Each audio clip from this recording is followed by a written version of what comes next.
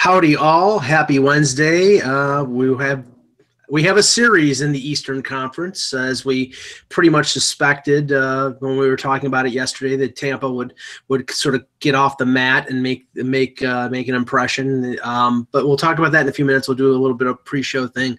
Have to say this because I was flipping around yesterday between, and I'm normally doing this being a sports fanatic, between three games: the Yankees and Washington, the NBA Celtics Cavs game, which was pretty good, and Tampa Bay and Washington. And on all three broadcasts, I saw the same commercial, and I'm getting really sick of seeing it. And that's what are you going to do about it, Mike? What can you actually do as a citizen of Earth? What can you do? Well, in this instance, I will not go to see the movie Solo because that was the commercial. I mean, I get it. Anyhow, what's that? Were you going to see it either way? I saw Rogue One. I've seen both. You weren't going to see Solo. You admit? Come on, admit it now. You were. No. I saw Rogue One. I saw both Star Wars. But you were going to see it. I guarantee that. But the overkill of seeing this friggin' commercial. I swear to God, almost every commercial break. I know. Give me, I mean, God, it's just too much. Don't they realize they're alienating people by playing these commercials over and over and over? Are they, or are they really? You know, if you're 10 years old, you're not 10, Mike. I mean, if you're 10 years old, they might like it. Here's the thing: end of the day, I'm not seeing Solo either, and it's for a variety of reasons, but I think mainly because it's just not grabbing me as a storyline, and I don't need to see all these in-between movies. I don't. And Chewbacca's not going to age, so I don't need to worry about that. And I don't need to see 80-year-old Harrison Ford, no offense to him, or even 80-year-old Billy D. Williams at this point. No offense. No. This is a prequel. I know that, but they're still in it, Mike. Let me finish. No. Are they in it? Harrison Ford is still in it, of course. Jesus. Did you think you were getting rid of him that easy? Come on. End of the day, though, it's not something I am going to see. And I think they may have sensed that not that I'm not going to see it, but others. And that's why they're putting it in heavy rotation for advertising. Oh, my God. Peter, save me, because honestly, I really think that these companies, I really think Disney is their plan of attack when it comes to advertising for these movies. It's hurting them because really, and I don't think I'm alone. I think people, when they see the same commercial over and over, and maybe not just for Solo, but for like Geico or whatever, I will never buy insurance from Geico because their commercials are so frigging annoying.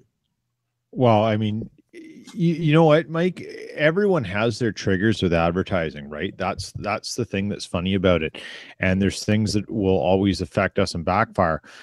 And one of the things that we're sort of meant to believe about is that every consumer is unique, and that we're all being targeted in a unique way. But at the end of the day, advertising is simply just an announcement thing. And you'll all find your value proposition in the announcement. You just don't find it in those. Others do. And remember, there's a cult of Star Wars, right? There's a full cult of Star Wars. So they're just letting people know what's going on with Solo. And for us cult of Star Wars people, we'll go see it regardless. No, but that's the thing. That's where I think they're missing it a little, Peter. You will go and see it, but they need more than you to go to see it, because now, with the amount of money that's been sunk into the whole Star Wars franchise, they need everybody to see it. And I don't think everybody's going to see this one. They need people. They know they have the cult. They need the regular fan, and they need them to go more than once. And they need them to go. You have to announce to that, and you have to give enough. And the movies have a really you can do some really weird marketing things with movies and such. But Star Wars is a known entity. So everything on Star Wars now completely and utterly depends on the quality of the story. The hardcores will see it, so you have to entice with the story, and that's what they're doing. And they're just trying to find avenues to get people to see it. What Solo will live and die on is the story good enough to hold its own as a spin-off from that? Right. And I thought, like, if you want to talk about this, I liked Rogue One better than I liked The Force Awakens. I thought Rogue One was brilliant for all the interesting things that just filled the gap and made it fun. And just kind of how they morphed into it and just filled this interesting gap from the Clone Wars and out, and just boom. And then there you go into A New Hope, like at the end. And it just stood alone perfectly as the conjunction between those movies. It fit. Solo's a different way now. Solo's sort of taking you on a strip over here, and that story is going to depend on everything.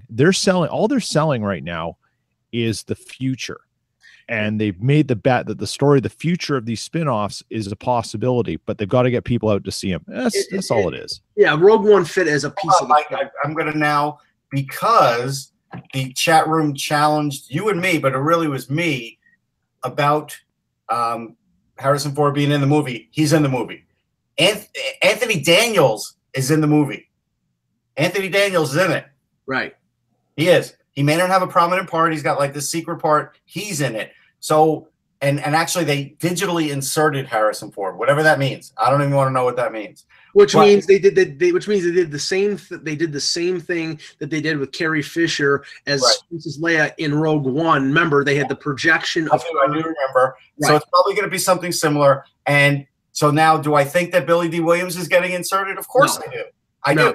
Unless he's holding a bottle of Colt 45. I think he's going to be, but he's the only one I can't get a definitive. But we didn't know Laura Dean was in Rogue One either. Didn't Billy D. Williams pass away?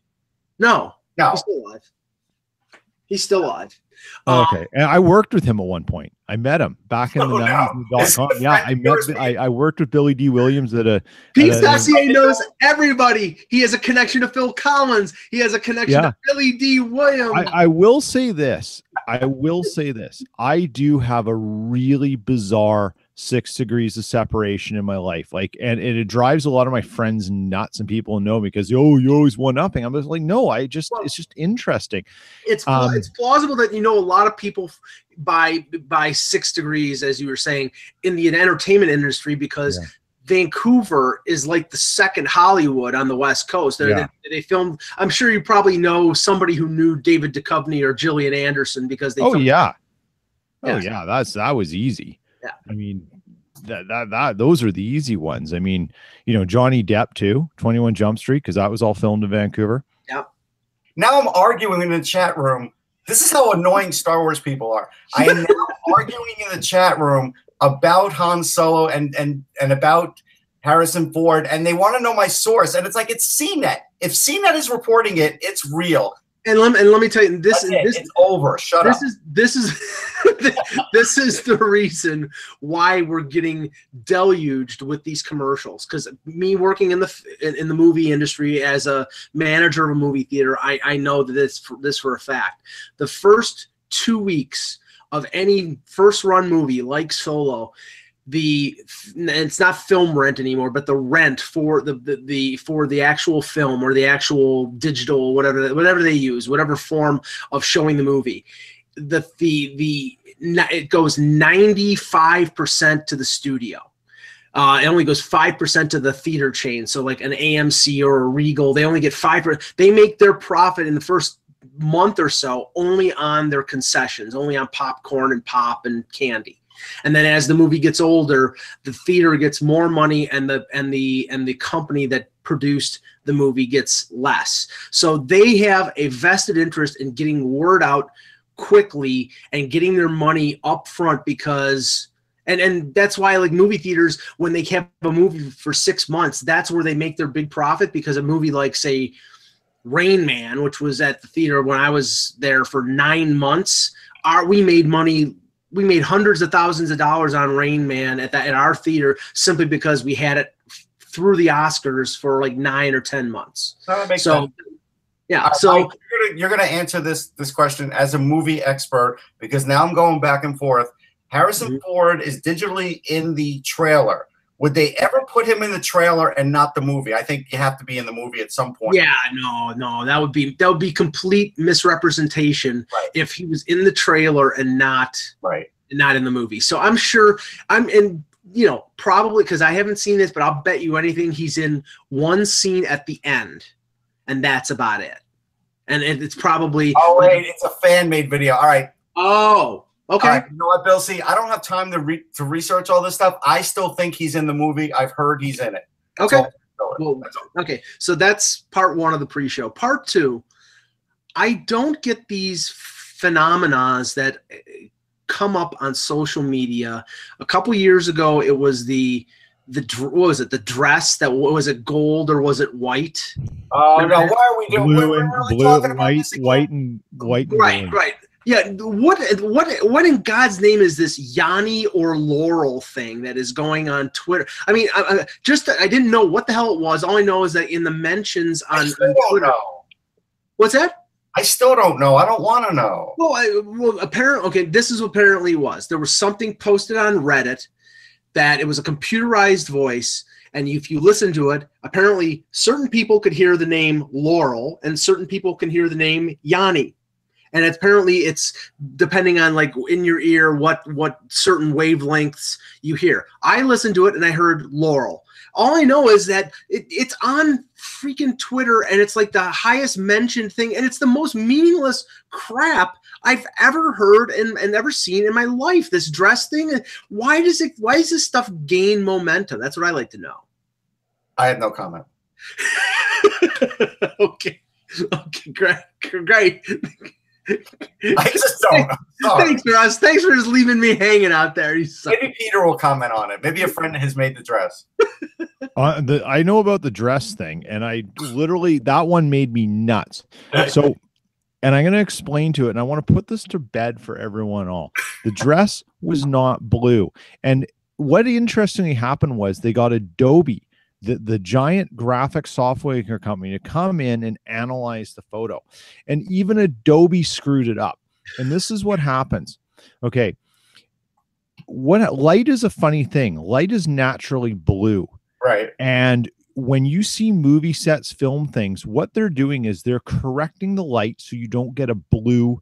A blue hue. So when you take a flash and you're outdoors or whatever, the blue comes out on the dress. That dress is white, but refracted blue. It was the refraction. So you can zoom in on the pixels and do your little wand or whatever and tab it and see the color. But it doesn't mean that's what it was. It was in the refraction of the light, but the dress refracted. And that was the point that no one understood, is that it was white or gold or whatever the hell it was, but it looks blue to some because of the way the refraction is in blue light because of its properties of the surface. Anyways, it drives me nuts. Bill C is telling you you're wrong on this too. He's just everything. It's not. And you know what? I'll go back and challenge him because I have a fine arts degree. I have a Bachelor of Fine Arts. I studied color for 5 years. I studied the effects on color. I studied how light affects color. I've taken photography, printmaking. I can make red look like blue if you want me to, given the light. I mean, this isn't rocket science. What color oxblood is, Peter? Because Mike argued oxblood with me one day. He did. I've never gotten close to an ox. There's a color oxblood. There is. Oxblood red, yeah. It's like Chinese red, which is really basically most people see it as. Mike argued that with me one day. I remember that. Yeah. And I was right, as usual. Hello, Hockey World. Today is Wednesday, May 16th, 2018. Hi, I'm Peter Tessier from Winnipeg. I'm Russ Cohen from Sportsology. And Peter, now Bill C saying he's an art director, so he is ready to go one-on-one in some sort of weird art debate here. So you direct all the art you want. You're wrong. And I'm Michael Agello, and this is the Hockey Buzzcast, or the Art Buzzcast here on HockeyBuzz.com. Okay, let's get started. We had a game last night. We had the Capitals up 2-0 going back home. A place where they've had trouble through the first 2 rounds. They lost 2 games against Columbus to go down 2-0. Came back and won that series, won Game 5 against Pittsburgh. They lost the opener at home. I believe they won Game 5 there. So I think they were 3-3 going into this game. So 500 at home is not exactly a great record. And Russ, the Tampa that I saw last night was the Tampa that I was expecting at the beginning of the series. Yeah, they brought their game to another level. The passing was better, the skating was better. They were more aggressive. We'll talk about the hit later, but they were more aggressive. They were putting more shots on net. They were challenging the Washington defense a lot more and getting past them with their speed instead of getting pushed to the outside or contained. So they did a lot of good things. What I did say needed to happen at the beginning of the game happened. They did put a lot of shots on net, and they did get a goal early. Because I felt like if the Caps did get on the board early and, Tampa did take a lot of shots but didn't, that could have hurt them mentally and given the Caps some much-needed confidence.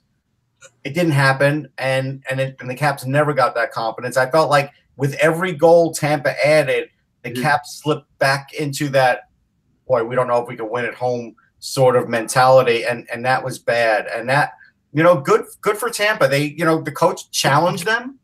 He basically said they stink 5-on-5, and he wins that challenge. Now, here's the only bad side. They still are mainly scoring on the power play. They did get an even strength goal, but they're still mainly scoring on the power play. If Washington just plays a little more disciplined and doesn't get those penalties, does Tampa score more 5-on-5? I don't know. Well, Peter, the one, like when I looked at the series after game 2, I said, Vasilevsky simply let Tampa down in those first 2 games, especially late in the first period in game 1 and late in the second period in game 2. Well, yesterday he was phenomenal, especially in the first period. I think he made 11 saves. He was really strong, and he had no chance on the Brett Connolly goal. No. That made it 3-1. So he was solid, and they got great special teams from and contributions from Kucherov, who Russ called out, and Stamkos. And I heard an observation today, and it's sort of similar to the observation a lot of people had about Toronto in the Boston series. In the series first 2 games, Babcock was fixated on matching lines against the Bruins, getting Matthews away from Bergeron, et cetera, et cetera. You got the impression that Cooper, even with the last line change, was intent on getting matchups against the Caps. In this instance, with Washington having the last change, he just put out his best guys and said, okay, you know what?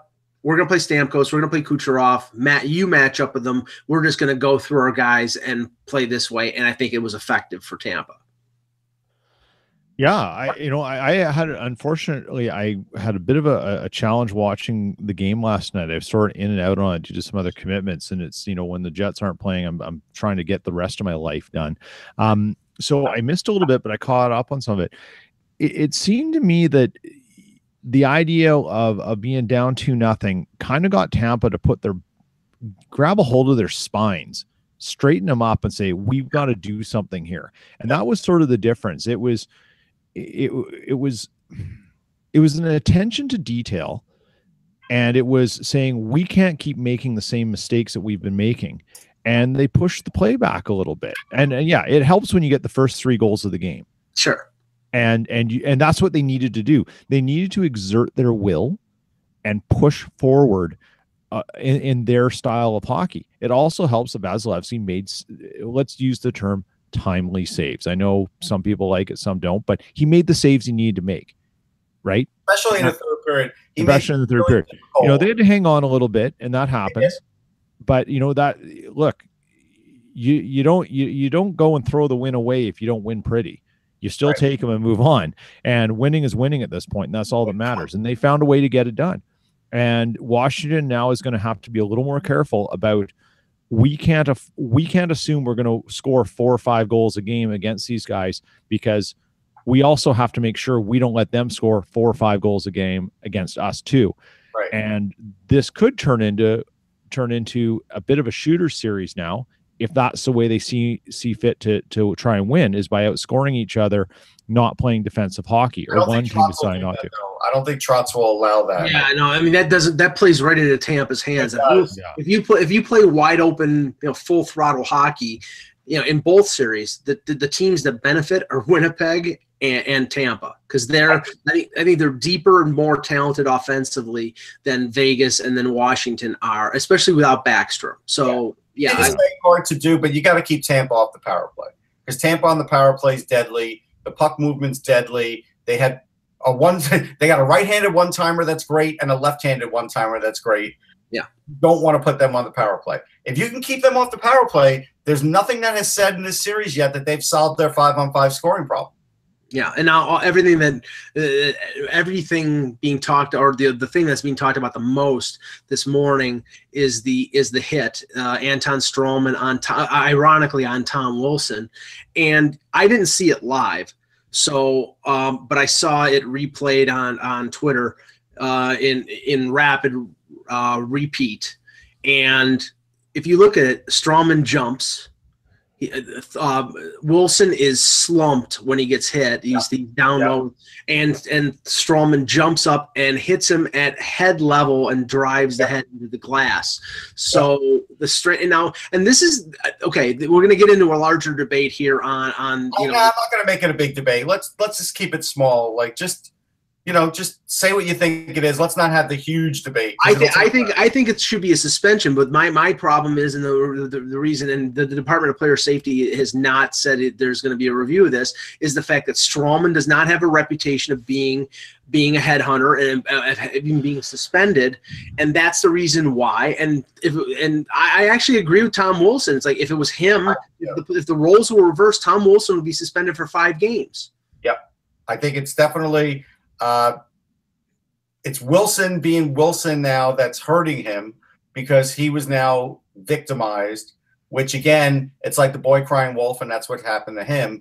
But Stroman's not usually that guy, but he was that guy. At the end of the day, the head met the glass. I don't see where Tom Wilson had time to prevent that.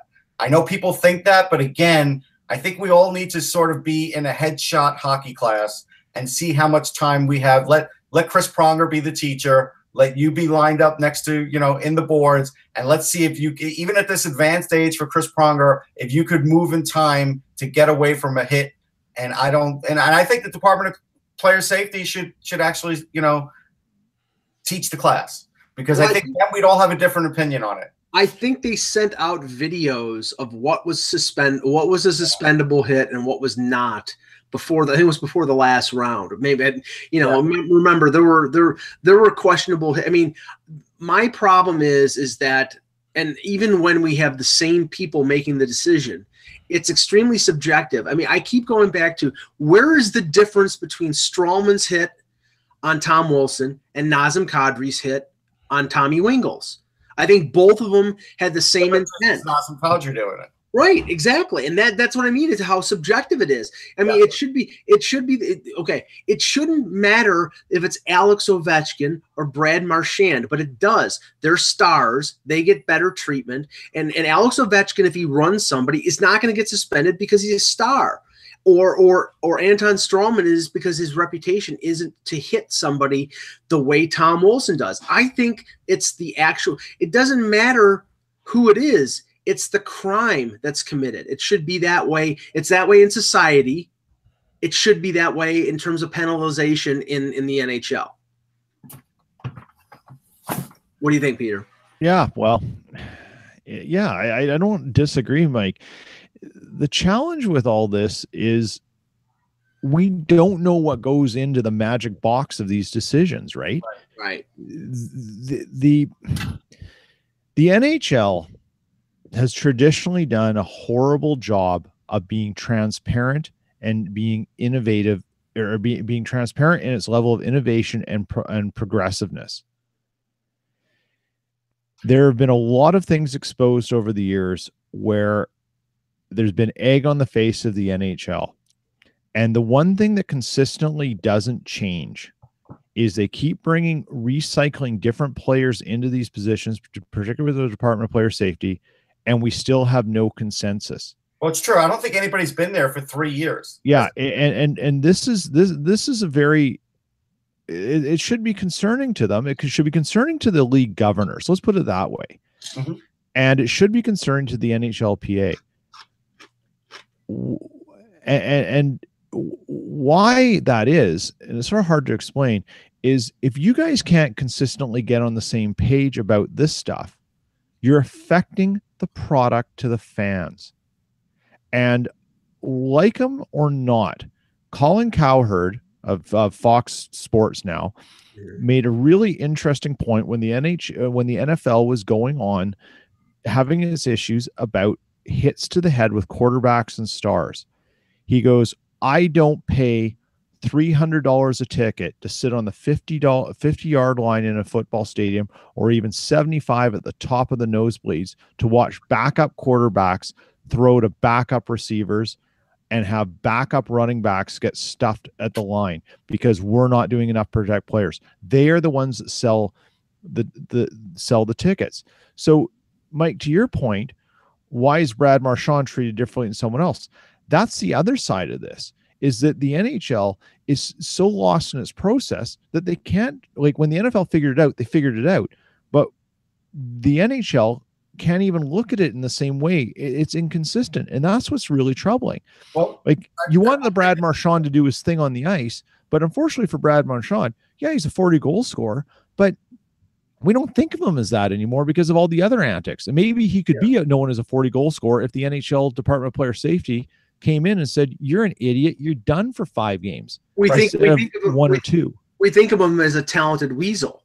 Yeah. And that's what he is. It's like he scores 40 goals, but he's a weasel on the ice, and that takes away from. I mean, yeah. At some points, it's beneficial for the Bruins, but name one other sport, team sport, where players get labeled that way to the consistency that NHL players do.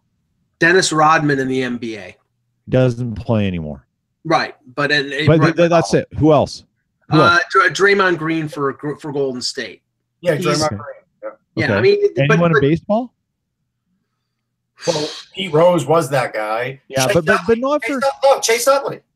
Okay, but it's few and far between. Yes, you need 2 sets of hands and 2 sets of feet to go through the list on in the NHL. Right, Dominic Roussel. Oh. And then if you even want to go historically, like, every team's got one. And then you go historically. So, I mean, if you want players being known for this stuff and not the things that people really buy tickets for, that's fine. Well, and that's the issue they have. They just can't seem to weed it out, which is what they should be doing, instead of, I don't know. It's just frustrating because I could go on this forever. Here's the thing, Peter.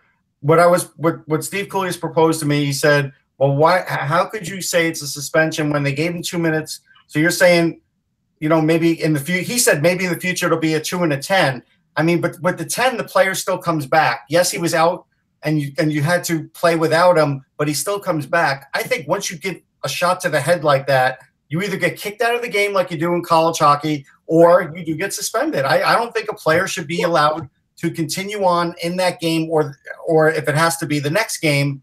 But like Mike said, this isn't reviewable. That's why we're not hearing about this. Yeah, and I mean, to just the greater scope of what I was talking about is, I would be lying to myself if I didn't realize that there's star treatment in all professional sports. You watched the Cavaliers and the Celtics yesterday, and you're telling me that LeBron doesn't get special treatment when it comes to fouls. I would say, obviously it's the case. But with in Major League Baseball, it's like the strike zone and things of that nature. But in the NHL, if Ovechkin runs somebody into the boards, or Stroman that's where the star treatment, or the treatment different than players who are more apt to do things. That's where it has to. That's the line where it has to change. Because this is a serious incident where a guy drives ahead into the boards. You're talking concussion. You're talking, possible paralyzation. Things of that nature. It's not a laughing matter. So I look at it this way: like in junior hockey, you get kicked out. In college hockey, you get kicked out, and I think in international too, right, Mike? You get kicked out. Yes. So we're all used to seeing big hits being run into the boards, right? But you could still make a nice hit in the crease. You could still make a nice hit in center ice. The problem is that the glass, when the head hits the glass, it's definitely more prone to get a concussion unless your head hits the ice. But most of the times on these other hits, the head really doesn't hit the ice first. Usually the player can brace himself. On this one, you can't. And when the glass reverberates on your head, I wouldn't be shocked that Tom Wilson has a concussion, but the idea was he didn't even go into protocol either. And that's another thing. Yeah. Well, but he didn't. No, you're right. Yeah. And that's the thing that makes the concussion protocol a fallacy, because I know that I think it was in Game 6, Leafs Bruins, there was an incident where Frederik Andersen had some significant contact, and he sort of shook his head, and there was a scrum or something like that took the attention away from Andersen and towards, I think it was Roman Polak and some Bruins player, and Andersen was down on one knee. The medical staff did not come out, and he stayed on the ice. And I'm like, if this was regular season, somebody would have come out, and I bet you anything the spotter would have said he's got to go off. But it's the standard is different, has been different in the playoffs. And I don't know, has there been one concussion protocol where you saw somebody pulled off? I think I saw one. Yeah. You want to know who the spotter should be? The spotter should be wives of players, and they should rotate in and out, because, again, when Giselle talked about Tom Brady having 4 concussions last year, right? Remember she said 3 or 4. We didn't even know Tom Brady had 1 concussion. And she thinks that's true. Yeah. All right. Just quickly on the series going forward, then we'll move over to the game tonight and some, just some stuff that's floating around the league. Now the seed of doubt has been planted into the Caps, and we've known in the past that has grown into something that they really can't recover from. Everybody thinks that this team is different. They slayed the Dragon. They've beaten the Penguins. But now it's like, again, I personally think Tampa is the better of the two teams, but Washington outplayed them in games 1 and 2. No doubt. Russ, I think, if Tampa puts a similar effort in game 4, the series is getting tied up, and then it's out the window. Then I think that seed of doubt is germinating like crazy. Yeah, I think the seed of doubt is germinating. I do. And I don't know, short of scoring the first goal for the Capitals, what could cure it. And so next game, if I'm Barry Trotz, I am loading up. I am going to I might even keep Ovechkin out there for 2 shifts. This is something mental. And I've got to get that team on the board first. And so you know what? If I got a double shift Ovi at the beginning of the game, I'm sure he can do it. That's not a problem. Let him start firing off shots, because at the end of the day, Tampa wouldn't be ready for it, and I might get one in. And if I get one in, then I get the crowd behind me, and maybe the players are like, okay, all right, we could do this. Now, do you think that, Peter, Washington now, we don't know. We know that there's a hand or wrist injury with Backstrom. They've kept him out of the first 3 games. I think they've been sort of using him as a decoy. But the speculation is that, they were playing with house money. They were up 2-0, so why risk playing them? At what point, if this isn't a decoy, do they put Backstrom back in the lineup? For me, if I'm Washington, I'm like, I want to bring him back now. Maybe that sends a message that we're in a situation where it's desperation, but I think they're in that one way or the other. So I think if Backstrom can play, he needs to play in game 4. Yeah, I think so too. And it's not even really a decision in my mind, because he's kind of like this wild card that we don't know what he's going to bring to the series. And if Washington's starting to have a seed of doubt, and I don't know if they are, I don't buy that yet. You never win a series. Like, you're not going to win the Western Conference or the Eastern Conference final in 4 games straight, not against a team like Tampa. So this is just part and parcel. If there's something that happened in that game that was a trigger for it, maybe. But they've just got to recognize where they went wrong. But if you can bring Backstrom in and diversify what the Bolts have to deal with, you should be doing that.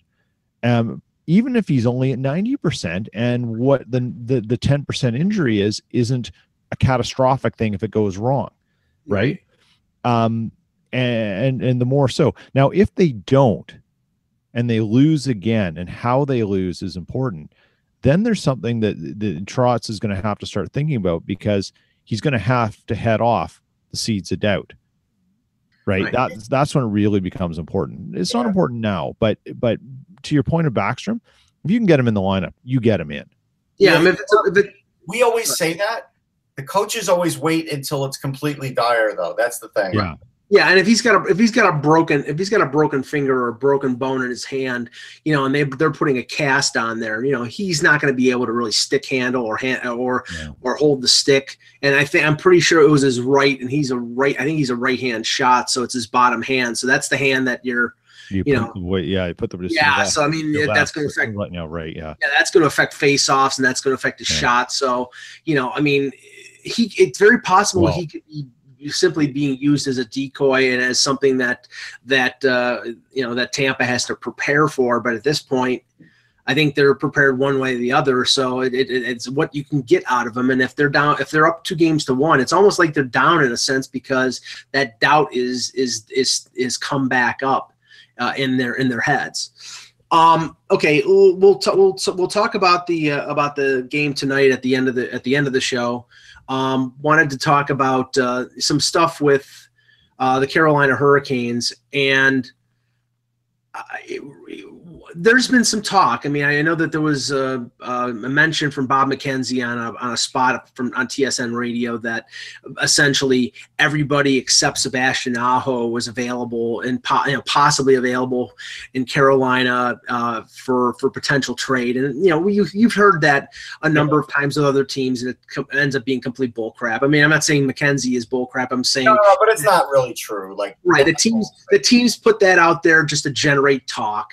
Right. And that's very possible. Now, I have heard, and in the past, it was Darren Drager from TSN mentioned Jeff Skinner, and Jeff Skinner is an expiring contract. He's got one more year. There's been a ton of talk about him over the years. For some reason, even though he's a good player, I mean, first it was the concussion concerns, then it was he's small, but he's a speedy player, and his speed hasn't dropped off, and he's still an effective scorer. But that Skinner is drawing interest from teams like the LA Kings. Now, Ross, you were saying something about Skinner? Yeah, I was on Steve Coolius' show on Sirius today, NHL Game Day. He had Don Waddell on as his first guest, I believe. And when that happened, Don Waddell and he were talking about Skinner and Falk. And so I think and so we talked about them too. And so I think there is a chance that Skinner gets traded, a really good chance. He has no movement, and we don't know what teams he'll accept or not accept. That's probably a big part of it. Coolius was talking to me about Edmonton. Edmonton makes complete sense. He only has 1 year on his deal for like 5.7. They could, use the speed, like you said, Mike, next to McDavid. They could move down Lucic that way and not slow down the first line. There could be a lot of benefit to that. I think the price will be high, but I think, you know what? Edmonton's got to do something, and I think if they have a feeling they could sign Skinner long term, it might be worth it. My feeling, well, hold on, Peter. My feeling, it's not that you're wrong. Don't worry. I know. My feeling on Falk is he had a horrible year. We talked about it 3 or 4 times this year. It was a bad year for Justin Falk. But the point I brought up to Steve Coolius is we don't know what the long range future is for Noah Hannafin there. And if the long-range future for Noah Hannafin doesn't seem good, then it seems like you would probably have to move Hannafin and keep Falk and hope that Falk could, refine his defensive game. And so that's the big question to me in Carolina is, what are you doing with Hannafin? Are you only signing him to a bridge deal and you're still going to trade Falk? Like, that to me would be a little risky, even though there are other players in the system for Carolina. And look, they had Jake Bean, right? I mean, they do have some things to play with. But at the end of the day, I still can't afford to lose both. And if it's a chance that in 2 years or 3 years you've lost both, that's too high a price. So that's where I think Carolina is right now. Man, I don't like that when that news hit. And let's say it was apparently Bob McKenzie said on the radio. Apparently, I used the word that he said on TSN 1050 that everyone other than who is available, other than Sebastian Aho is out for open. So is available. I mean, wow. So let's just consider what that means. Is if Carolina is truly open for business, what's their vision then? What are they trying to do? Because in some ways, you look at the team and say, well, we've got our coach, we've got our GM, we've got our analytics.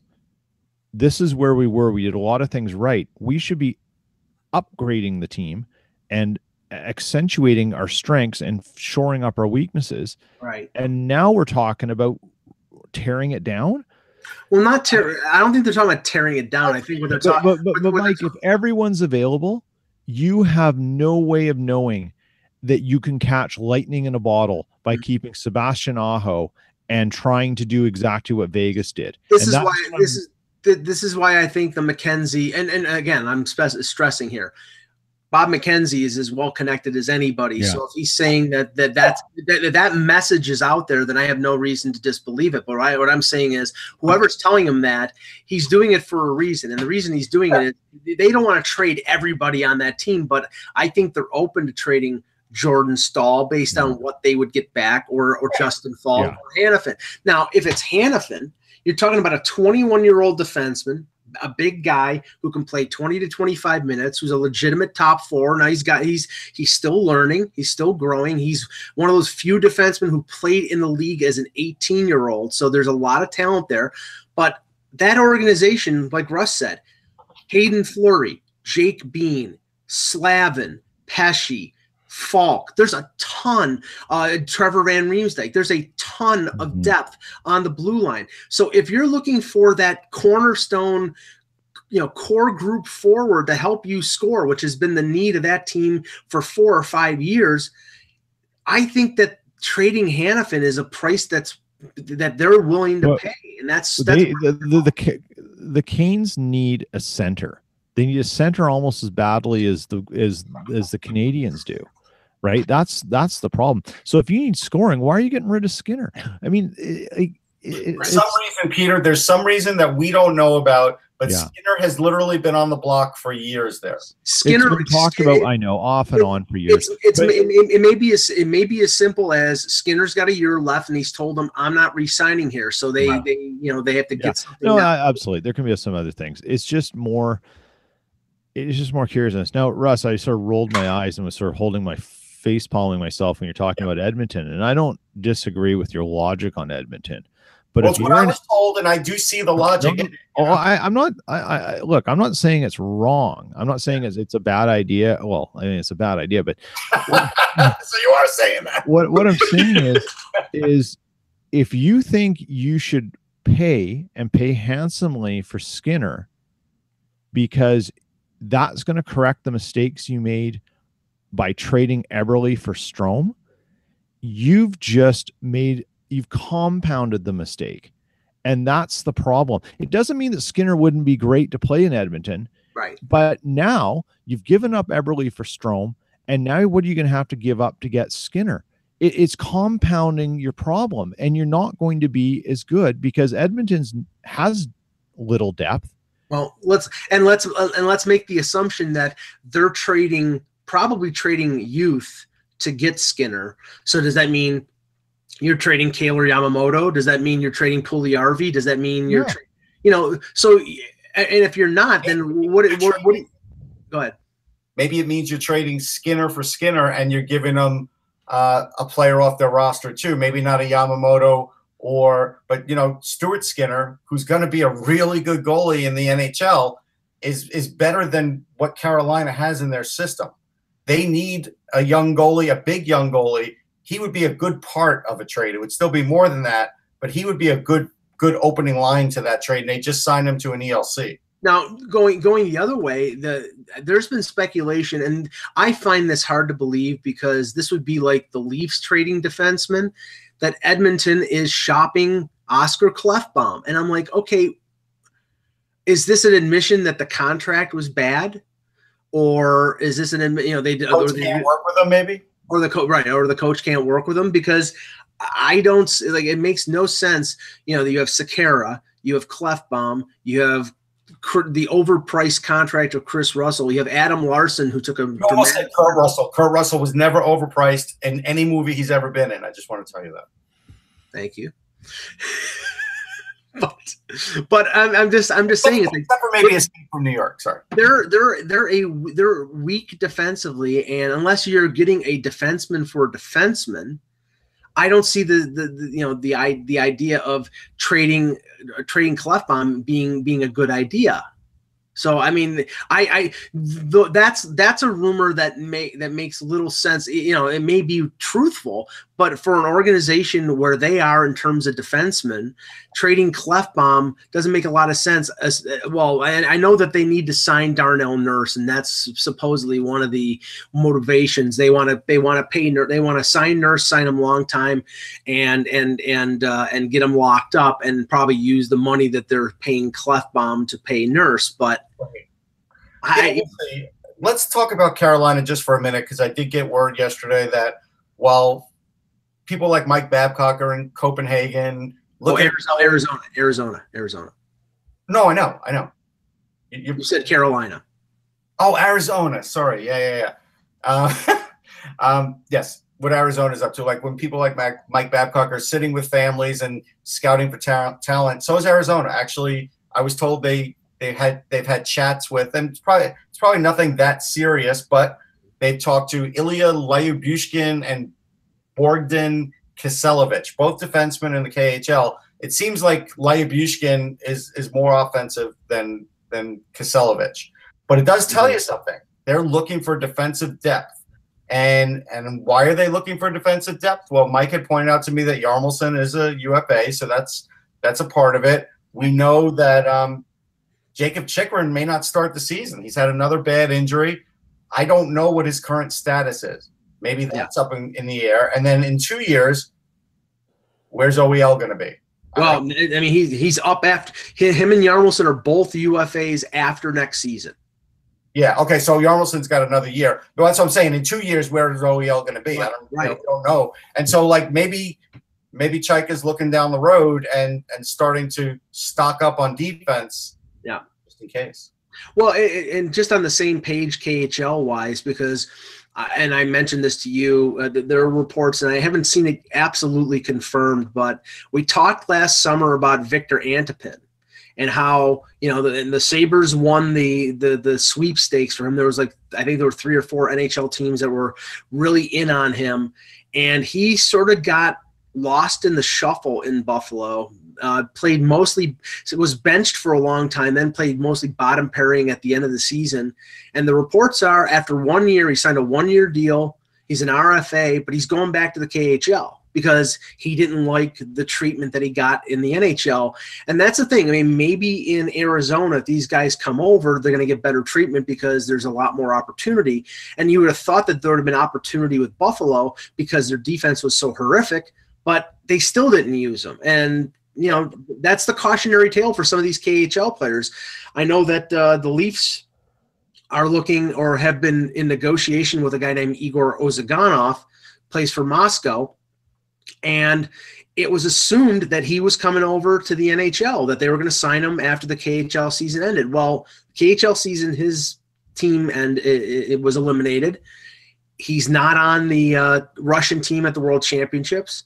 And he hasn't signed. And there's talk of he may come over, or I don't know, maybe he's staying in the KHL. And that might be because he sees that there's maybe not as many opportunities with the Leafs, that they really don't need a bottom pairing guy. They need a top 2 or top 4 guy, and this guy isn't it. So he doesn't want to get buried in the American Hockey League. He'd rather stay over in the KHL.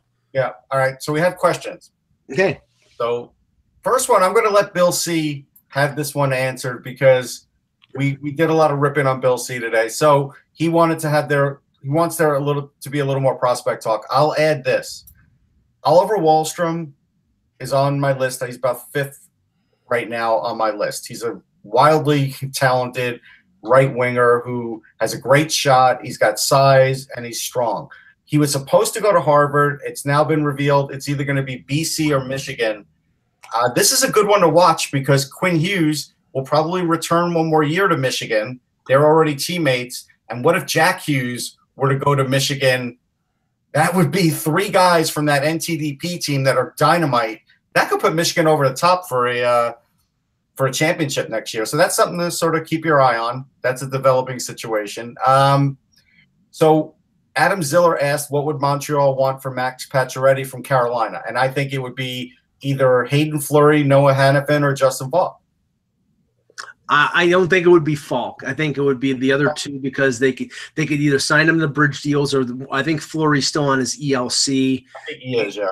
Yeah, and you have to sort of counterbalance the money that you're spending on Alzner and on Weber. I mean, Weber's over almost $8 million. Alzner, I think, is close to 5. So you want and Petrie that are spending big money on too. So you'd want a cheaper, younger defenseman. That's why I think it would be either Fleury or Hannafin. But I mean, that's the thing. Everybody wants Hannafin. Ty Anderson, our buddy from Hockey Buzz, he's like, Hannafin's from the Boston area. Of course, the Bruins want Hannafin. The Leafs, Mike Babcock wanted Hannafin over Mitch Marner in the 2015 draft. So the Leafs are interested in Hannafin. It's like, who isn't interested in a 21-year-old defenseman who's 6'3", 210 pounds? I mean, of course. Yep, no question. Russ C wants to know, Not you, Russ C. Did Peter get a haircut? It could be me. No, I just haven't put any product in today. Okay. That was for me. I did want to know. I knew it. Mike Doyle wanted to know, could you see the Pens trading Brassard for a defenseman and then trying to pick up a center in free agency for the 4th line? Sheehan played pretty well, and I think he could fill the 3rd line role. I think they're going to leave the center position alone. I think they're going to leave Brassard there. He got injured. I think he was fitting in well enough. So I think Brassard's going to stay. I think they're just going to pick up a free agent defenseman. What I think they need to do, and I did talk about this this morning, is they need to challenge Chris Letang to actually play better defense. His defense is starting to slip. And Ole Mata, I don't know what you guys thought. I thought he was horrible defensively in a lot of games, and he needs to pick it up. I think if they could do that and pick up another guy somehow via trade or free agency, it'll be a good enough plug. I don't think they're going to go for a big name. Rutherford came out after the season, Peter, and said that they have no intention of trading Letang, even though there were a lot of rumors during the season that they were talking about it. And the thing is, Letang's making $7.25, and his effectiveness was limited this year. Maybe it's just because he's coming off a series of injuries, and he just needed a year to sort of get back into the swing of things. But if this is the way he is, he's got 4 more years left in that contract. Good luck trying to find somebody to take him. Yeah. Now, Adam, I just wanted to add in here to Bill C. Asking about prospects, that if he's not listening to Russ on Hockey Prospect Radio on the NHL Network, he's missing out on some great talk. And I catch it a lot because it's broadcast. I have it on satellite radio, but it gets played on TSN 1290 here in Winnipeg. And it's really good. It's you and Shane Malloy, right? Yes. And it's really interesting stuff. And there was a wonderful segment the other week that talked about some of the really interesting technological and data nuances of scouting. That was the whole last show. Yeah, it's maybe not always broadcast at your best time to listen to radio, but there is a host of value in it. And Bill, you should go listen to it. Well, thanks. I appreciate that. Yeah. Adam Ziller had a good question. What does Rasmus Dahlin coming to Buffalo mean for Nylander, Okposo, O'Reilly, and others? And what it does to the defense is I think you put Dahlin on the second pairing. I don't think you start him as a first pairing defenseman. I know the Flyers did it with Provorov, but I would rather him start on the second pair, and if he's good enough, I'll move him up. Brendan Gooley, same thing. Maybe let him pair with Brendan Gooley. Maybe that solves one pairing problem for them. Alex Nylander is a good question. He could make the team and he could go back. It really depends on his work ethic. He's got all the talent. Even his skating now, I think, is up to snuff. When we saw him come back, right, Mike? He looked good enough, but I think it's are we getting 60 minutes out of Alex talk? O'Reilly's a good one. Look, O'Reilly could always play defense and win draws. His point production was pretty good. Could it be better? It could be. Right. Could he be better off the ice? He could be a lot better off the ice. I think that's going to depend on it for O'Reilly. Okposo will be fine. I think next year will be a good year for him. Well, first of all, we saw Nylander extensively at the World Junior. Remember, that was his third World Junior. He played as a 17, 18, and now as a 19-year-old. So you could maybe be a little blasé about it. And he wasn't as much of a force as I thought he was going to be. Because remember, when his brother got hurt a couple years ago, he took over and he was the leader of that team. And Right. he didn't. I didn't think I thought he was sort of ghostly when it came to that final game against Canada. It was not him that was leading the charge. That being said, he had a better year in the AHL than he did the previous year. It was a disaster there. They made Rochester a lot stronger, so they provided some support. I still think he's not playing up to expectations. I think they thought he was going to be ready for the NHL by age 20, and it's a question mark whether he is. When it comes to Dahlin, first of all, I think the Sabres are going to probably buy out Matt Molson. They might buy out Zach Bogosian because he's just been a complete and utter mess since he's been here. I think their defense is going to change a bit. They're going to walk away from Josh Georges. He's a UFA. They have a couple other UFAs. Maybe not right away, but I still think that if they trade, and Jason Botterill has been talking about making big changes and changing the core. Well, okay, if you're doing that, then that's one of maybe two or three names. You're not trading Eichel. You're not trading Middlestat. You're probably not trading Sam Reinhart. So that means you're either trading Ryan O'Reilly or you're trading Rasmus Ristolainen. And I think that Dahlin, unless you don't want to put the pressure of him being the number one defenseman at age 18, I think trading Ristolainen makes more sense than trading O'Reilly, simply because O'Reilly makes $7.5 million. And I don't know how many people are going to pay an equal return to get O'Reilly. And Ristolainen is a defenseman who's making $5.4 million. You could get a boatload for him. So I think there are going to be a lot of changes with the Sabres, and they're going to be one of the more interesting teams to follow. So here we are back at Canes talk, and basically Thomas wants to know who would the best young defenseman for Carolina to trade? No, actually not that one. We went through that one. He wanted to know Thomas wanted to know what's the best goalie option going forward. And for Carolina? For Carolina. Now, Callum Booth is only 20. He bounced a little between the A and the E because he needed playing time. He's not quite ready yet, so he's years away. Nobody in the organization. There's nobody in the organization. If they're not willing to spend a fair amount of money in free agency, you might see Cam Ward back for a year at a reduced rate. I could see that happening because he probably bought a house there and probably doesn't really want to go anywhere. And so right now, Carolina is sort of stuck with Scott Darling having to perform. And that's a 50-50 right now. Russ, I could see them starting the year with Darling and Ward. And if Darling plays as badly and inconsistently as he did last year, him getting sent to the minors and then bought out with the last 2 years of his deal. They'll give him one more chance. Yeah, I agree with that. But that's the thing. That's the challenge for Brind'Amour now is you could be the best coach in the world. If your goaltending's letting you down, there is no solution in this league. We've seen it. That is the one thing that will undermine everything that you do that's great on the ice if that part is weak. Peter, I mean, what's your thoughts? I don't know. You guys have sort of hit it hard. I don't know. Well, okay. Well, let's go to an area of your expertise, and that's the game tonight. Vegas and Winnipeg, Game 3, series tied 1-1. It moves to Vegas, and I think Vegas has been fairly dominant in their home arena, but that really hasn't meant anything to the Jets. They, as you said, Minnesota was great at home. They won there. Nashville was one of the best teams in the NHL at home with the loud crowd and them throwing hot chicken on the ice and carp and all that crap. And they won 3 or 4 games there. So I don't think they're going to be intimidated by Vegas, but I think what will be the difficulty is getting pucks by Marc-Andre Fleury. Yeah, I think that's definitely going to be the case, but I think they can do it.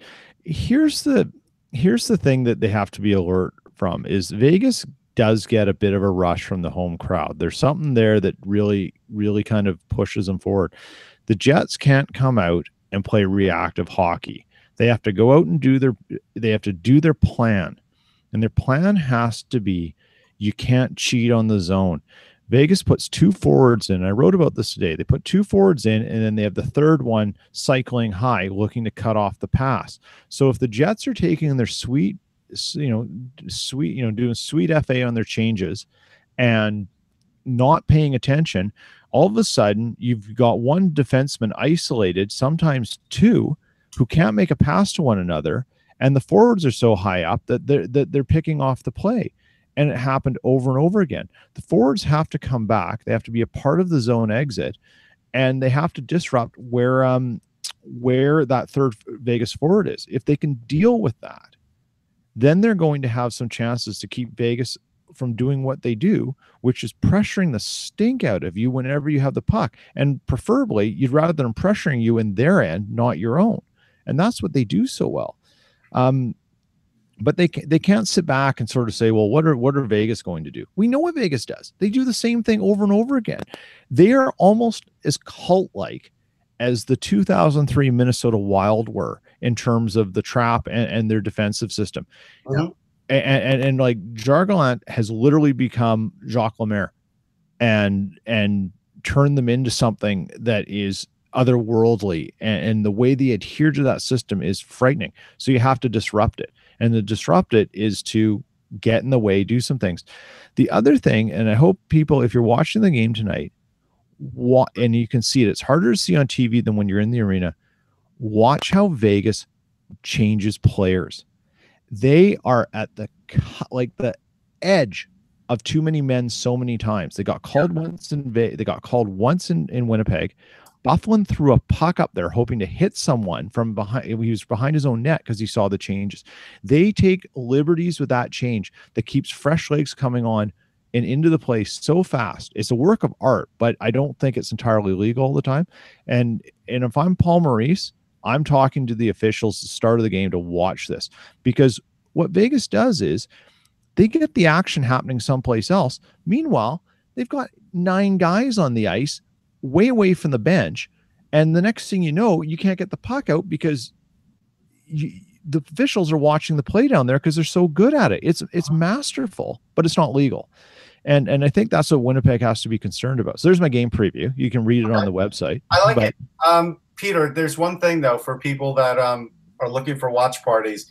In Vegas, it's kind of crazy. You could go to Mandalay Bay, you could go to a strip club. All these places have watch parties. I think I found the best place though. The place is called Slice 19. It's a pizza place or an Italian restaurant, whatever you want to call it. And you could get 20% off pizza, wings, and nachos. Like, to me, that's a home run. Like, it doesn't even matter what the drink specials are. None of it else matters.